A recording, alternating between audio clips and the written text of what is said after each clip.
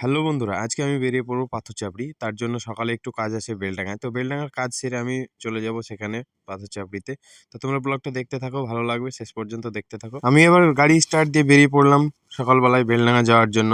তো গাড়ি স্টার্ট দিয়ে বেরিয়ে দেখি বাপরে বাপ ঠান্ডা, বাইরে এত ঠান্ডা আর কুয়াশা পড়ছে, এর মধ্যেই চলে যাচ্ছি। আর বেলডাঙার কাজটা হচ্ছে ওখানে ডাক্তারবাবুকে নিয়ে যাব। ডাক্তারবাবু চেম্বার করবে দুটো চেম্বার করে তারপরে আমরা ওখান থেকে চলে আসবো। আর ওখান থেকে এসে এদিকে স্যাররা সব রেডি হয়ে থাকবে, আমি বেরিয়ে যাবো। এইভাবে বেরিয়ে পড়লাম পঞ্চনিমতলা মোড়। পঞ্চনিমতলা মোড়ে অবস্থা দেখো ঠান্ডাই, লোকজন কেউ নেই, সেই ফাঁকা ওয়েদার একদম। আমি মেডিকেল পার হয়ে চলে আসলাম স্যারের এখানে। তো পৌঁছে গেলাম। তো স্যারের এখানে ওয়েট করতে করতে একটা ঘটনা ঘটে গেল। তো দেখো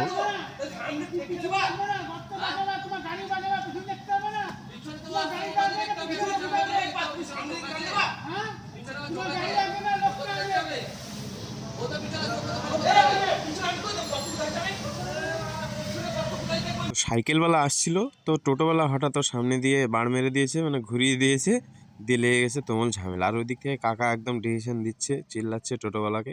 তো ওইসব দেখতে দেখতে আমরা স্যারকে নিয়ে বেরিয়ে গেলাম একদম।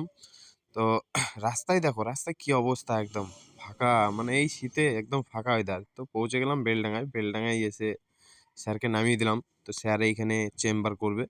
তো এই সেই জায়গাটা, এইখানে চেম্বার করে তারপরে স্যার বেরোবে এখান থেকে। তো আমি এদিক ওদিক ঘোরাঘুরি করছি, তারপরে স্যারকে নিয়ে আর একটা চেম্বারে গেলাম। তো সেখানে গিয়ে আবার সুন্দর জায়গা আছে, সেটা হচ্ছে হসপিটাল, বেলডাঙা হসপিটাল। তো তোমাদেরকে এর আগে শর্ট ভিডিওতে দেখিয়েছি। তো আমি নেমে গেলাম, ওখান থেকে নেমে একটু ঘোরাঘুরি করে নিই। হসপিটালটা বেশ ভালো। ঘোরাঘুরি করার পর আমি চলে আসলাম গাড়িতে এসে তারপরে তো বেরোতে হবে আমাদেরকে এখান থেকে এবার, তাই বেরিয়ে পড়লাম। তো বহরমপুর থেকে বেরিয়ে আমরা চলে আসবো একদম সোজা বাড়ি, কারণ বাড়িতে এসে অনেক কাজ আছে, সাজানো গোছানো হাবি জাবি। তো চলে আসলাম বাড়ি। তো বাড়িতে এসে যাওয়ার সময় একটু আমার ছোট মেয়েকে না নিলে তো ভালো লাগবে না, ওর জন্য তো মেয়েকে নিয়ে আদর করতে লাগলাম। আর আমার বড় মেয়ে কোথায় পালিয়ে যেয়ে বসে আছে। তো আমি এবার বেরিয়ে যাব, চলে আসলাম বাইরে। তো এদিকে মেয়ে দেখছি তাকাচ্ছে, খুব মায়াও লাগছে, কিন্তু যেতে হবে। টাটা, বাই বাই, থেকো সব ভালোভাবে। আমি এই বলে বেরিয়ে গেলাম। তো গাড়িতে উঠে এবার চলে যাব স্যারদের কাছে। তো স্যারদেরকে তুলে নিয়ে, যেহেতু শর্ট নিতে পারিনি, একদম কান্দিতে এসে নামলাম। তো কান্দিতে এসে অবস্থা দেখো ঠান্ডার মধ্যে। এদিকে আশিক নামছে গাড়ি থেকে, এখানে এসে চপ টপ কিছু খেতে হবে। তো চপের দোকানে এসে একটা মজার ঘটনা ঘটলো। ওই যে পাকোড়াগুলো দেখতে পাচ্ছ, সিঙ্গাড়া, তার পাশে পাকোড়া, ওই পাকোড়া যতগুলো ছিল সবই খেয়ে নিয়েছি আমরা। তো দোকানদার তো অবাক, এইদিকে মুড়ি চপ এতই সস্তা, অত জিনিস খাওয়ার পরে 80 টাকা বিল। আমরা তো অবাক হয়ে গেলাম না, পকোড়াগুলো এত স্বাদ লেগেছে, মানে আমরা খেয়ে নিয়েছি সব পকোড়া। তো দোকানদার লাস্টে বললো আর নেই দাদা, এগুলোই ছিল, তো আবার নেক্সট আসবে তখন তোমাদেরকে বেশি করে ভেজে দেবো। বললাম ঠিক আছে চলো। তারপরে বেরিয়ে পড়লাম। এসে এবার হোটেলে রাত্রে খাওয়া দাওয়ার জন্য হোটেলে দাঁড়ালাম।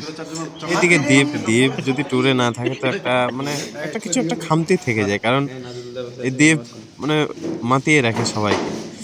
তো যাই হোক, খাওয়া দাওয়ার জন্য এবার অর্ডার করলাম, অর্ডার করে ওয়েট করতে লাগলাম। এদিকে স্যাররা ওয়েট করছে, ছবি তোলাতুলি সব শুরু হয়ে গেল, কারণ আমাদের কাজই এটা, ছবি তোলাতুলি, এই ঘোরাঘুরি।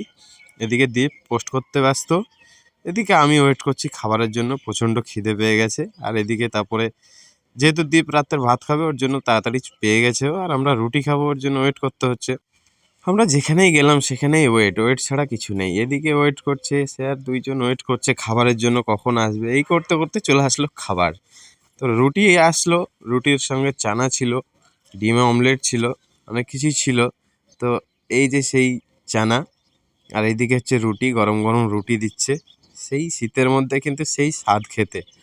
তো খাওয়া দাওয়া করতে করতে রুটিও আমরা অনেক খেয়ে ফেলেছি। এদিকে মানে হোটেল থেকে বলছে দাদা আস্তে খান। ভাই পেটে খিদে পেলে কি আসতে আর মানে। তো এই খাওয়া দাওয়া করছি সবাই একসঙ্গে, ওদিকে ক্যামেরা করছে, এই করছে।